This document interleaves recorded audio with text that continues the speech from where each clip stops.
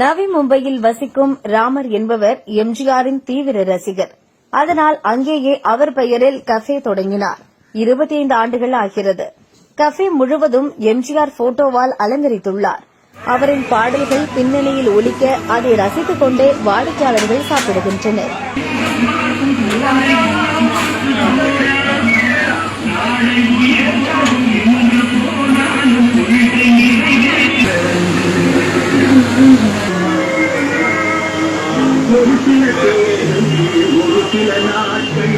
எம்ஜிஆர் பிறந்த நாளுக்கு வந்து நம்ம மாதிரி ஏழை வேலைகளுக்கு நிறைய வருவாங்க, கடைக்கு வருவாங்க, நிறையா கேட்பாங்க. இவர் ஆறு எப்படி என்னான்னு கேட்பாங்க. நான் இவர் வந்து தலைவர்னு சில பேருக்கு தெரியும், சில பேருக்கு இங்கே உள்ளவங்களுக்கு தெரியாது. அதனால் தெரியப்படுத்தணும்னா அவங்களும் புரிஞ்சுக்கிடுவாங்க, சரி இவர் தான் அப்படின்னு. எங்கள் தமிழ்நாட்டுக்கு வந்து ஒரு தெய்வம் மாதிரி இவர் வந்து, அதனால் இவர் வழியிலே நான் வந்துட்டேன். எம்ஜிஆர் பிறந்த நாளுக்கோ இறந்த நாளுக்கோ அவருக்கு நல்லது ஒரு அன்னதானம் இந்த மாதிரி வழங்குறது எல்லாம் வழக்கம். வருஷம் அதை பண்ணுவேன் நான். இப்போ மட்டும் இல்லை, நான் முன்பைக்கு வராதுக்கு முன்னாடி இருந்தே ஊரில் இருக்கும்போதே நான் பண்ணுறது வழக்கம்.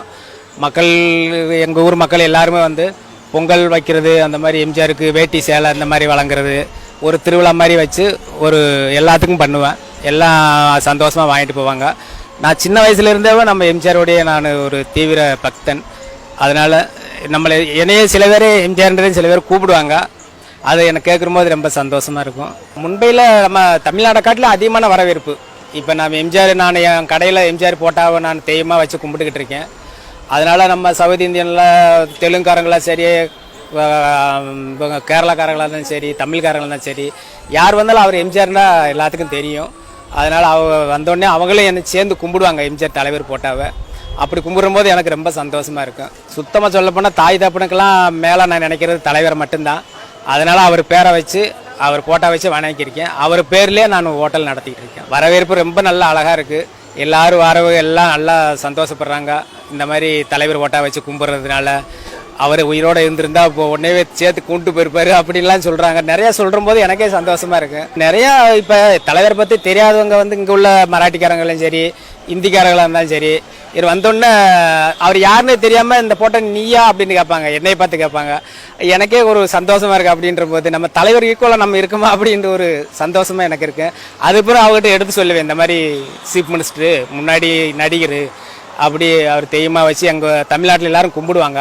அதே மாதிரி நானும் இப்போ கும்பிட்டு வணங்கியிருக்கேன் அவரை. எல்லாத்துக்கும் ஏழை வேலைக்கு நல்லா ஏழை வேலைக்குண்டே அவர் வாழ்ந்துட்டு போயிட்டார் கடைசி வரைக்கும்.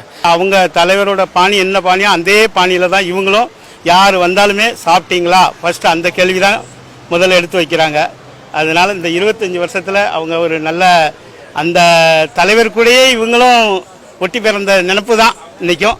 அதே தான் பால் பண்ணிக்கிட்டு இந்த இதை நல்லா மாதிரி ஓட்டிக்கிட்டு இருக்கிறோம். இன்றைக்கும் இந்த இடத்துல மினி ஸ்டோருங்கிறதுனால எல்லா மக்களுக்கும் தெரியும் இந்த எம்ஜிஆர் கடைன்னு நல்ல ஒரு இது பண்ணிட்டு வரோம்.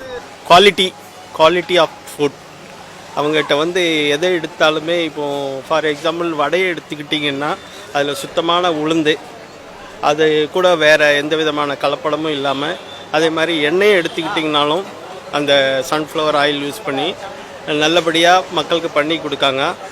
அதனால் ஒரு ட்ரிப்பு நம்ம சாப்பிட்டு ருசி கண்டுட்டோம்னா அடுத்தால தன்னாலே தேடி வரக்கூடிய லெவலில் இன்றைக்கி வந்து எம்ஜிஆர் காஃபே இருக்குது.